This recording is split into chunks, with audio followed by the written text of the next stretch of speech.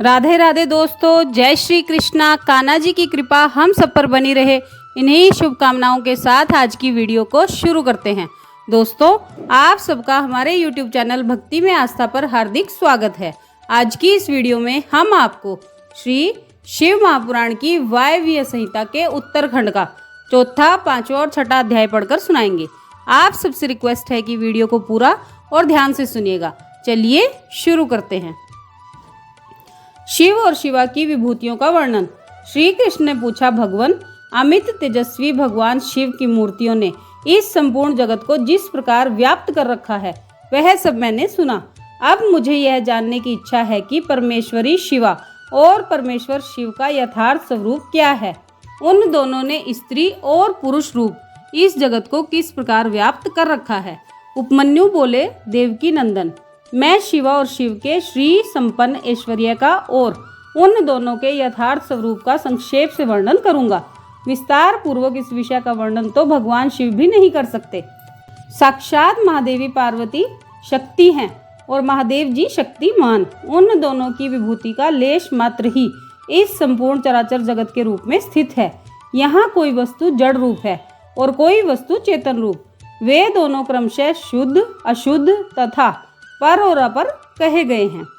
जो चिन्ह मंडल जड़ मंडल के साथ संयुक्त हो संसार में भटक रहा है वही अशुद्ध और अपर कहा गया है। उससे भिन्न जो जड़ के बंधन से मुक्त है वह पर और शुद्ध कहा गया है। अपर और पर चिद चित्त स्वरूप हैं। इन पर स्वभावतः शिव और शिवा का स्वामित्व है। शिवा और शिव के ही वश में यह विश्व है। विश्व के वश में शिवा और शिव नहीं है। यह जगत शिव और शिवा के शासन में है, इसलिए वे दोनों इसके ईश्वर या विश्वेश्वर कहे गए हैं। जैसे शिव हैं वैसी शिवा देवी भी हैं तथा जैसी शिवा देवी हैं वैसे ही शिव हैं। जिस तरह चंद्रमा और उनकी चांदनी में कोई अंतर नहीं है, उसी प्रकार शिव और शिवा में भी कोई अंतर ना समझे। जैसे चंद्रिका के बिना ये चंद्रमा सुशोभित नहीं होते, उसी प्रकार शिव विद्यमान होने पर भी शक्ति के बिना सुशोभित नहीं होते। जैसे ये सूर्य देव कभी प्रभा के बिना नहीं रहते और प्रभा भी उन सूर्य देव के बिना नहीं रहती, निरंतर उनके आश्रय ही रहती है, उसी प्रकार शक्ति और शक्तिमान को सदा एक दूसरे की अपेक्षा होती है। ना तो शिव के बिना शक्ति रह सकती है और ना ही शक्ति के बिना शिव। जिसके द्वारा शिव सदा देहधारियों को भोग और मोक्ष देने में समर्थ होते हैं, वह आदि अद्वितीय चिन्मयी पराशक्ति शिव के ही आश्रित है। ज्ञानी पुरुष उसी शक्ति को सर्वेश्वर परमात्मा शिव के अनुरूप उन अलौकिक गुणों के कारण उनकी समधर्मिणी कहते हैं। वह एकमात्र चिन्मयी पराशक्ति सृष्टि धर्मिणी है। वही शिव की इच्छा से विभाग पूर्वक नाना प्रकार के विश्व की रचना करती है। वह शक्ति मूल प्रकृति, माया और त्रिगुणा तीन प्रकार की बताई गई है। उस शक्ति स्वरूपिणी शिवा ने ही इस जगत का विस्तार किया है। व्यवहार भेद से शक्तियों के 1, 2, 100, 1000 एवं बहुसंख्यक भेद हो जाते हैं। शिव की इच्छा से पराशक्ति शिव तत्व के साथ एकता को प्राप्त होती है। तब से कल्प के अंत में उसी प्रकार सृष्टि का प्रादुर्भाव होता है जैसे तिल से तेल का। तदंतर शक्तिमान से शक्ति में क्रियामयी शक्ति प्रकट होती है। उसके विक्षुब्ध होने पर आदि काल में पहले नाद की उत्पत्ति हुई, फिर नाद से बिंदु का प्राकट्य हुआ और बिंदु से सदाशिव देव का। उन सदाशिव से महेश्वर प्रकट हुए और महेश्वर से शुद्ध विद्या। वह वाणी की ईश्वरी है। इस प्रकार त्रिशूलधारी महेश्वर से वागीश्वरी नामक शक्ति का प्रादुर्भाव हुआ है, जो अक्षरों के रूप में विस्तार को प्राप्त होती है और मातृका कहलाती है। तदंतर अनंत के समावेश से माया ने काल, नियति, कला और विद्या की सृष्टि की। कला से राहु तथा पुरुष हुए, फिर माया से ही त्रिगुणात्मिका अव्यक्त प्रकृति हुई। उस त्रिगुणात्मक अव्यक्त से तीनों गुण पृथक पृथक प्रकट हुए। उनके नाम है सतव, रज और तम। इनसे यह संपूर्ण जगत व्याप्त है। गुणों में शोभ होने पर उनसे गुणेश नामक 3 मूर्तियां प्रकट हुई। साथ ही महत आदि तत्वों का क्रमशः प्रादुर्भाव हुआ। उन्हीं से शिव की आज्ञा के अनुसार असंख्य अंड पिंड प्रकट होते हैं, जो अनंत आदि विद्येश्वर चक्रवर्तियों से अधिष्ठित हैं। शरीरांतर के भेद से शक्ति के बहुत से भेद कहे गए हैं। स्थूल और सूक्ष्म के भेद से उनके अनेक रूप जानने चाहिए। रुद्र की शक्ति रौद्री, विष्णु की शक्ति वैष्णवी, ब्रह्मा जी की शक्ति ब्रह्माणी और इंद्र की शक्ति इंद्राणी कहलाती हैं। यहाँ बहुत कहने से क्या लाभ। जिसे विश्व कहा गया है वह उसी प्रकार शक्त्यात्मा से व्याप्त है जैसे शरीर अंतर आत्मा से।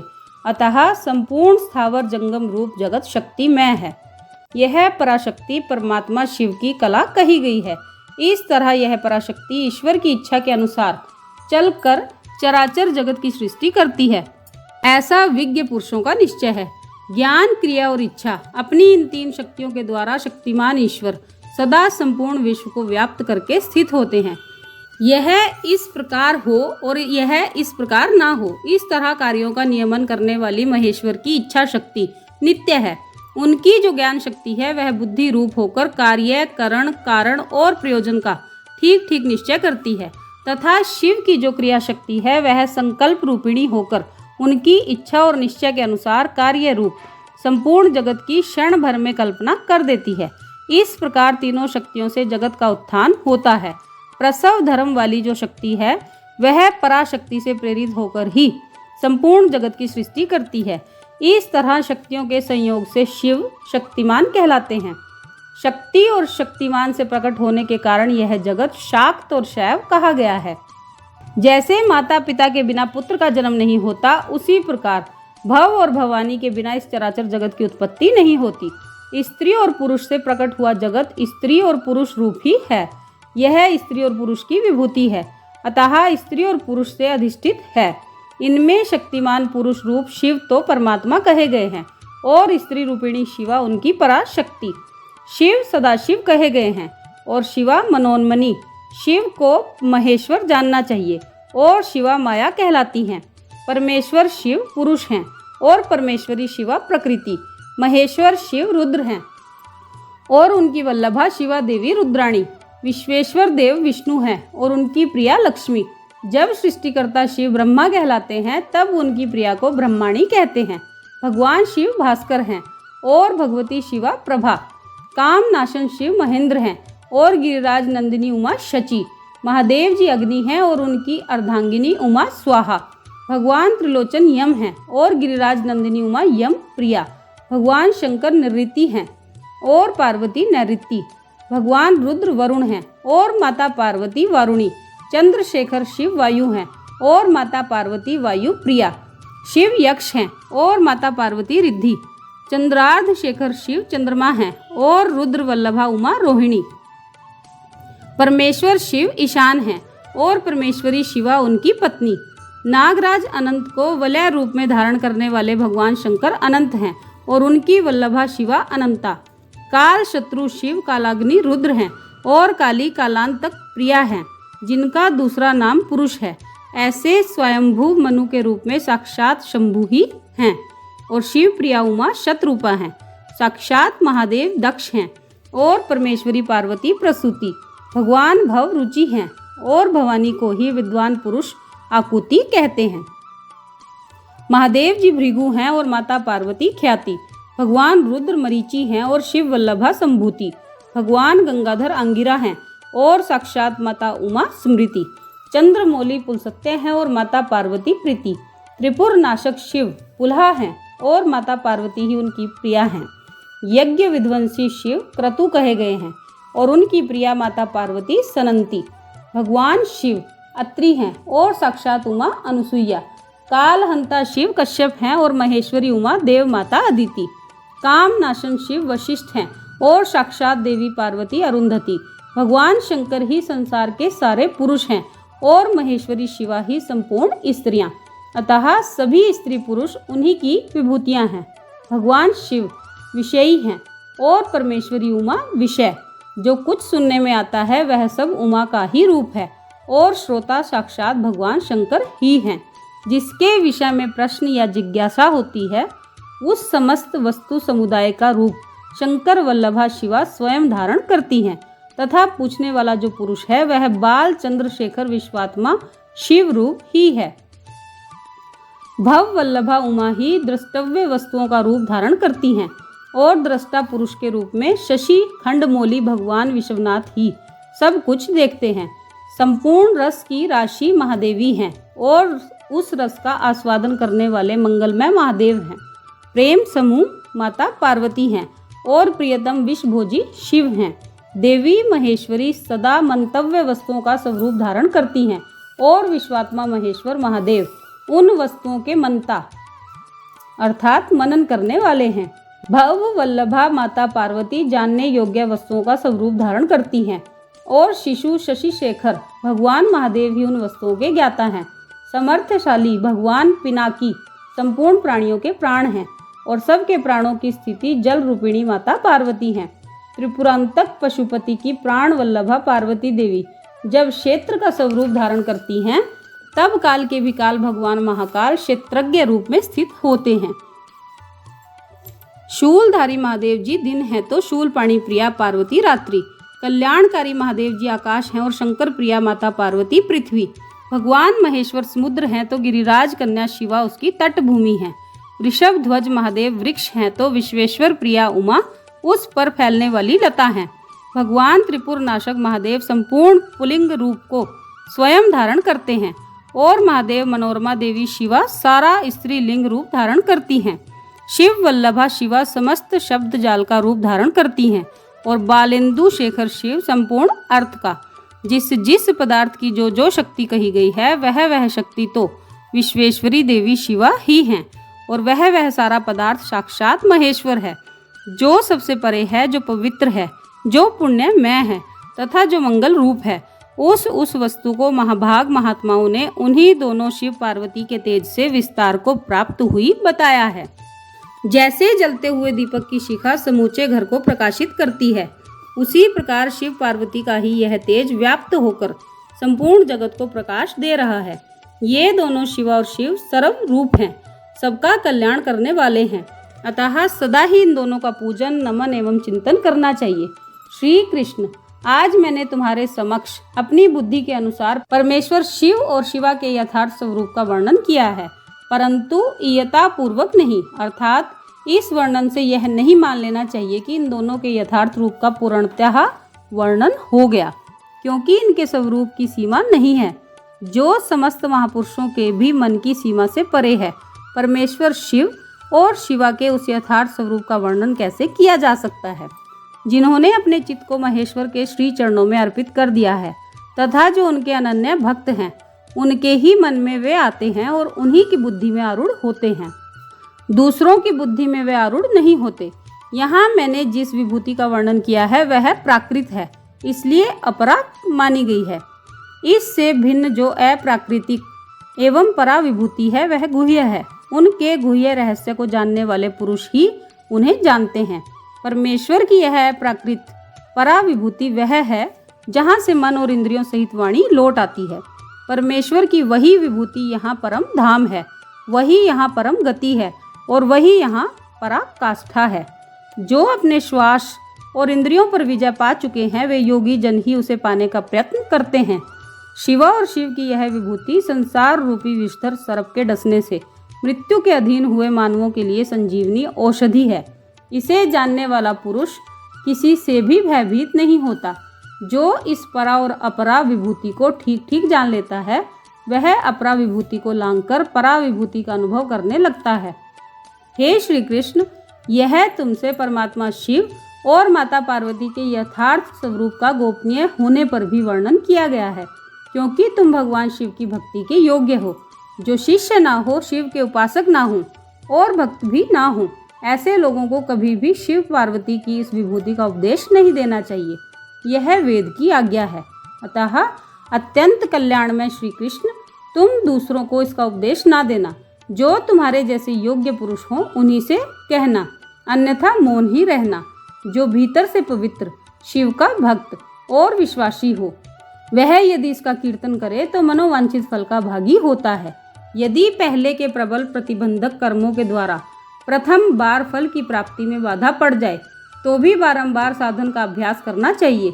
ऐसा करने वाले पुरुष के लिए यहाँ कुछ भी दुर्लभ नहीं है। ये था चौथा अध्याय। अब पांचवा अध्याय सुनिए।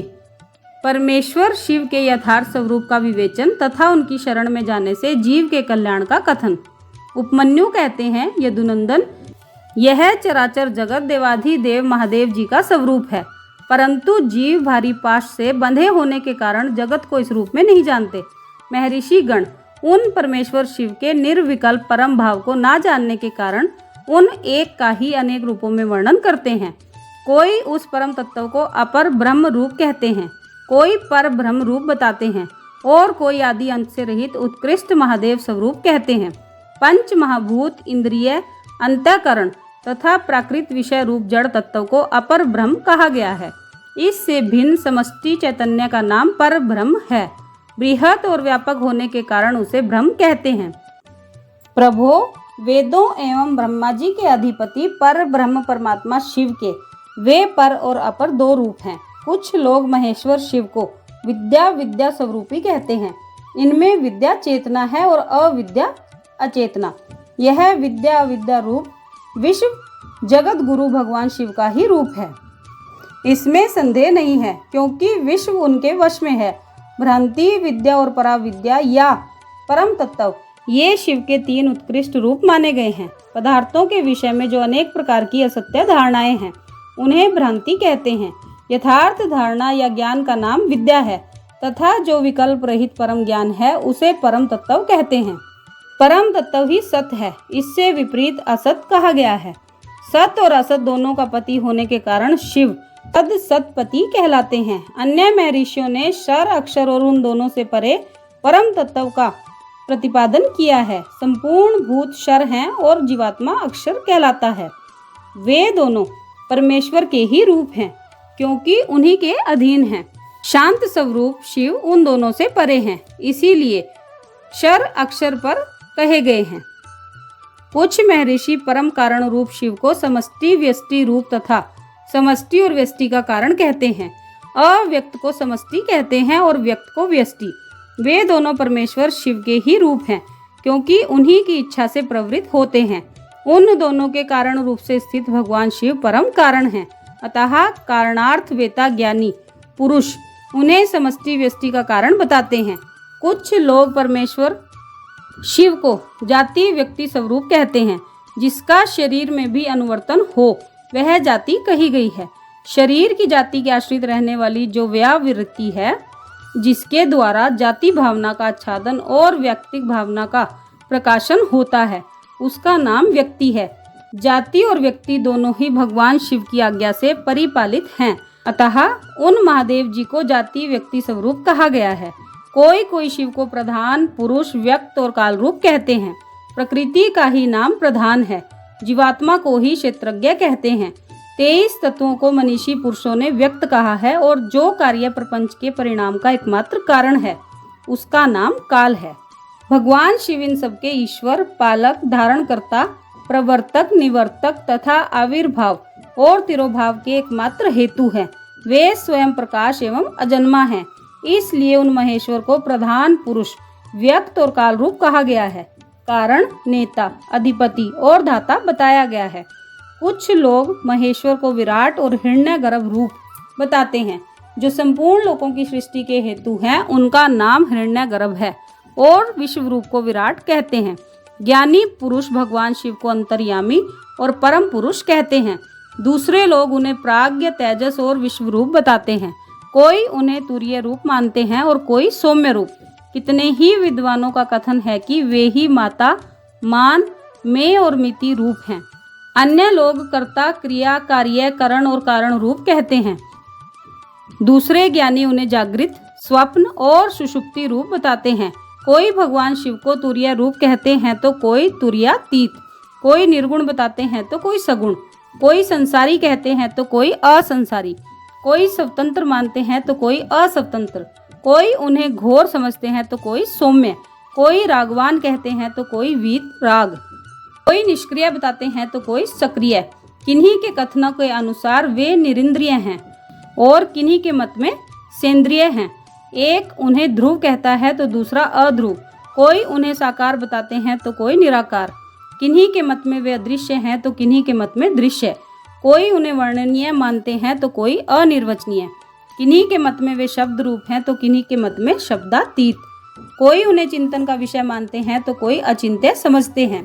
दूसरे लोगों का कहना है कि वे ज्ञान स्वरूप हैं, कोई उन्हें विज्ञान की संज्ञा देते हैं। किन्हीं के मत में वे ज्ञेय हैं और किन्हीं के मत में अज्ञेय। कोई उन्हें पर बताता है तो कोई अपर। इस तरह उनके विषय में नाना प्रकार की कल्पनाएं होती हैं। इन नाना प्रतीतियों के कारण मुनिजन उन परमेश्वर के यथार्थ स्वरूप का निश्चय नहीं कर पाते। जो सर्वभाव से उन परमेश्वर की शरण में आ गए हैं वे ही उन परम कारण शिव को बिना यत्न के ही जान पाते हैं।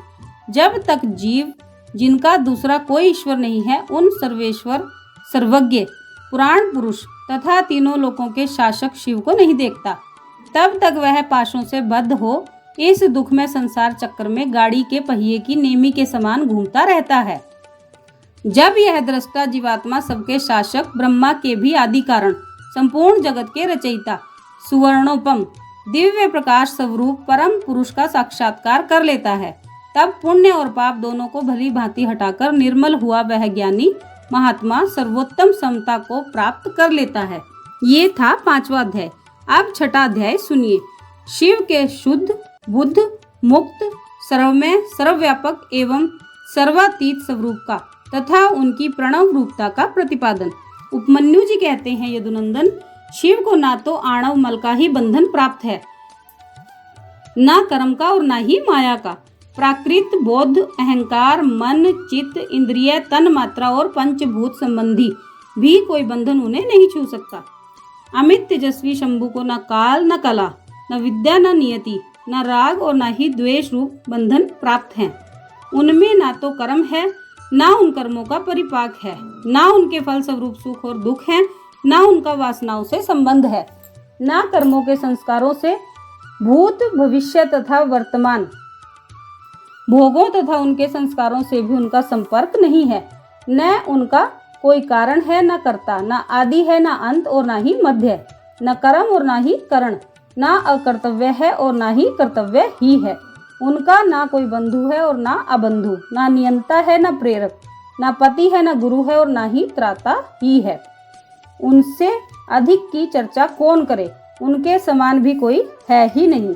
उनका ना तो जन्म होता है, ना ही मरण। उनके लिए कोई वस्तु ना तो वांछित है और ना ही अवांछित। उनके लिए ना विधि है, ना निषेध, ना बंधन है, ना मुक्ति। जो जो अकल्याणकारी दोष हैं वे उनमें कभी नहीं रहते, परंतु संपूर्ण कल्याणकारी गुण उनमें सदा ही रहते हैं, क्योंकि शिव साक्षात परमात्मा हैं।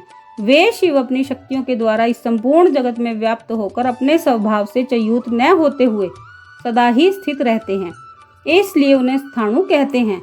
यह संपूर्ण चराचर जगत शिव से अधिष्ठित है, अतः भगवान शिव सर्वरूप माने गए हैं। जो ऐसा जानता है वह कभी मोह में नहीं पड़ता। रुद्र सर्वरूप हैं, उन्हें नमस्कार है। वे सत स्वरूप परम महान पुरुष हिरण्यबाहु भगवान, हिरण्यपति, ईश्वर, अंबिकापति, ईशान, पिनाकपाणि तथा वृषभ वाहन हैं। एकमात्र रुद्र ही पर ब्रह्म परमात्मा हैं। वे ही कृष्ण पिंगल वर्ण वाले पुरुष हैं। वे हृदय के भीतर कमल के मध्य भाग में केश के अग्रभाग की भांति सूक्ष्म रूप से चिंतन करने के योग्य हैं। उनके केश सुनहरे रंग के हैं, नेत्र कमल के समान सुंदर हैं, अंग कांति अरुण और ताम्र वर्ण की है। वे स्वर्ण में नीलकंठ देव सदा विचरते रहते हैं। उन्हें सौम्य, घोर, मिश्र, अक्षर, अमृत और अव्यय कहा गया है। वे पुरुष विशेष परमेश्वर भगवान शिव काल के भी काल हैं, चेतन और अचेतन से परे है, इस प्रपंच से भी परात्पर हैं। शिव में ऐसे ज्ञान और ऐश्वर्य देखे गए हैं जिनसे बढ़कर ज्ञान और ऐश्वर्य अन्यत्र नहीं है। मनीषी पुरुषों ने भगवान शिव को लोक में सबसे अधिक ऐश्वर्यशाली पद पर प्रतिष्ठित बताया है। प्रत्येक कल्प में उत्पन्न होकर एक सीमित काल तक रहने वाले ब्रह्माओं को आदि काल में विस्तार पूर्वक शास्त्र का उपदेश देने वाले भगवान शिव ही हैं। एक सीमित काल तक रहने वाले गुरुओं के भी गुरु हैं। वे सर्वेश्वर सदा सभी के गुरु हैं। काल की सीमा उन्हें छू भी नहीं सकती। उनकी शुद्ध स्वाभाविक शक्ति सबसे बढ़कर है। उन्हें अनुपम ज्ञान और नित्य अक्षर शरीर प्राप्त है। उनके ऐश्वर्य की कहीं तुलना भी नहीं है। उनका मुख, अक्षर, बल अनंत है। उनमें असीम तेज, प्रभाव, पराक्रम, क्षमा और करुणा भरी हुई है। वे नित्य परिपूर्ण हैं। उन्हें सृष्टि आदि से अपने लिए कोई प्रयोजन भी नहीं है। दूसरों पर परम अनुग्रह ही उनके समस्त कर्मों का फल है। प्रणव उन परमात्मा शिव का वाचक है। शिव, रुद्र आदि नामों में प्रणव ही सबसे उत्कृष्ट माना गया है। प्रणव वाच्य शंभु के चिंतन और जप से जो सिद्धि प्राप्त होती है वही परा सिद्धि है, इसमें संशय नहीं है। इसलिए शास्त्रों के पारंगत मनस्वी विद्वान वाच्य और वाचक की एकता स्वीकार करते हुए महादेव जी को प्रणव रूप कहते हैं। मांडुक्य उपनिषद में प्रणव की 4 मात्राएं बताई गई हैं: अकार, उकार, मकार और नाद। अकार को ऋग्वेद कहते हैं, उकार यजुर्वेद कहा गया है, मकार सामवेद है और नाद अथर्ववेद की श्रुति है। अकार महाबीज है, वह रजोगुण तथा सृष्टिकर्ता ब्रह्मा है। उकार प्रकृति रूपा योनि है, वह सतवगुण तथा पालनकर्ता श्री हरि हैं। मकार जीवात्मा एवं बीज है, वह तमोगुण तथा संहारकर्ता रुद्र हैं। नाद परम पुरुष परमेश्वर हैं, वह निर्गुण एवं निष्क्रिय शिव हैं। इस प्रकार प्रणव अपनी 3 मात्राओं के द्वारा ही 3 रूपों में इस जगत का प्रतिपादन करके अपनी अर्ध मात्रा नाद के द्वारा शिव स्वरूप का बोध कराता है, जिनसे श्रेष्ठ दूसरा कुछ भी नहीं है, जिनसे बढ़कर कोई ना तो अधिक सूक्ष्म है और ना महान ही है, और जो अकेले ही वृक्ष की भांति निश्चल भाव से प्रकाश में आकाश में स्थित है। उन परम पुरुष परमेश्वर शिव से यह संपूर्ण जगत परिपूर्ण है। ये था 6वां अध्याय। तो दोस्तों, ये था श्री शिव महापुराण की वायव्य संहिता के उत्तरखंड का 4, 5वां और 6वां अध्याय। आप सबने वीडियो को ध्यान से सुना, इसके लिए आपका धन्यवाद। आज की वीडियो में बस इतना ही। कल फिर मिलेंगे एक और नई वीडियो के साथ। तब तक स्वस्थ रहिए, मस्त रहिए, अपना और अपनों का ख्याल रखते रहिए और बाबा भोलेनाथ के श्री चरणों से जुड़े रहिए।